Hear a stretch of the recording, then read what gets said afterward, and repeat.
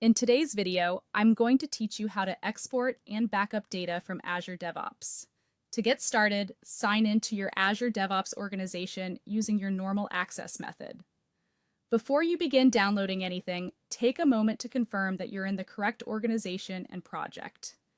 This is especially important if you manage multiple environments, because backing up the wrong project can create confusion later. Once you're signed in, the next step is to identify exactly what data you want to export or backup.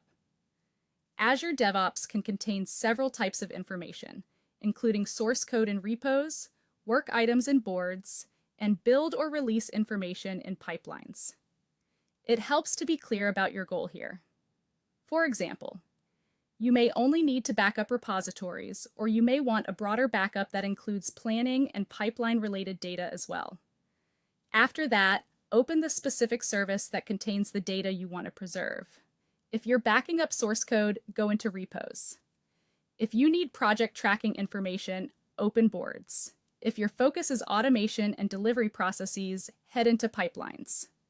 Choosing the right area first makes the export process much more efficient and reduces the chance of missing something important.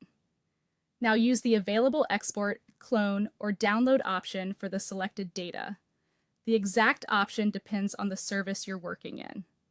For repositories, this may involve cloning the repo to create a full copy of the code base. In other areas, there may be an export or download feature available directly in the interface. Follow the prompts carefully and make sure the files are generated completely before moving on. When the export is finished, save the files or repository backup to a secure location. Ideally, this should be somewhere protected and reliable, such as an approved backup folder, encrypted storage location, or another secure internal system. Try to keep your backups organized by project and date so they're easy to find later if you ever need to restore or review them. If you have other projects or services that also need protection, repeat the same process for each one. Don't assume one backup covers everything in Azure DevOps, because different services often store different types of data. Finally, verify that the exported files and backups can actually be accessed when needed.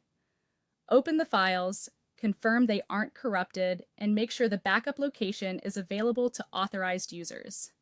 A backup is only useful if it works, so this last check is just as important as the export itself. That's how to export and backup data from Azure DevOps.